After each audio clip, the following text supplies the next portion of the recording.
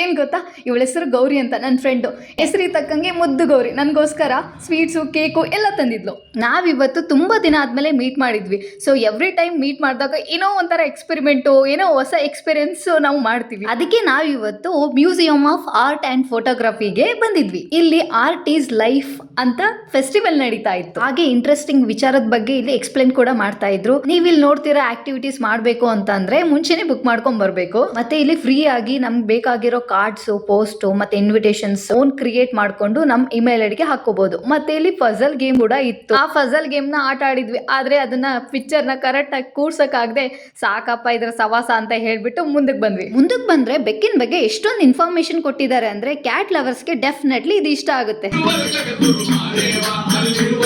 ಇಲ್ಲಿ every floor ಅಲ್ಲೂ different art exhibition ನಡೀತಾ ಇರುತ್ತೆ. ಏನಾದ್ರೂ ತಿನ್ನೋಣ ಅಂತ ಬಂದ್ವಿ, ಬಟ್ ಇಲ್ಲಿ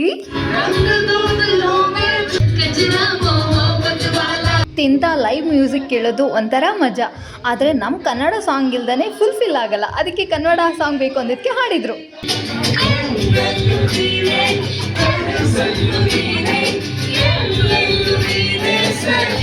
ಓವರ್ ಆಲ್ ಈ ಮ್ಯೂಸಿಯಂನಲ್ಲಿ exciting things are so many. Literally day ಹೋಗಿದ್ದೇ ಗೊತ್ತಾಗ್ಲಿಲ್ಲ. ನಮ್ಮದೇ ನೆಲದ ಕಲೆನ ಹೆಕ್ಕಿ ತಂದು ಸಂಗ್ರಹಿಸಿ ಜನರಿಗೆ ಫ್ರೀಯಾಗಿ ಕೊಡ್ತಿರೋದು ಖುಷಿ ವಿಚಾರ. ನಿಮ್ಗೇನಾದ್ರೂ ವೀಕೆಂಡ್ ಪ್ರೊಡಕ್ಟಿವ್ ಆಗಿ ಕಳಿಬೇಕು ಅಂತ ಅಂದ್ರೆ ಇದು ಒಳ್ಳೆ ಪ್ಲೇಸ್. ಮ್ಯೂಸಿಯಂ ಇಂದ ಹೊರಗೆ ಬಂದ್ಮೇಲೆ ಏನಾದ್ರೂ ತಿನ್ನೋಣ ಅಂತ ಅನ್ಕೊಂಡು ಹೋಟ್ಲು ಹುಡುಕಿದ್ರೆ ಒಂದು ಹೋಟ್ಲು ಸಿಗ್ತಾ ಇಲ್ಲ. ಎಷ್ಟೊಂದು ಸರ್ಕಸ್ ಮಾಡಿದ್ಮೇಲೆ ಒಂದು ಹೋಟ್ಲು ಸಿಕ್ತು. ಅಲ್ಲಿ ನಾವು ತಿನ್ಕೊಂಡು ಒಂದೊಳ್ಳೆ ಕಾಫಿ ಜೊತೆ ನಮ್ಮ ಡೇನ ಎಂಡ್ ಮಾಡಿದ್ವಿ. Okay bye.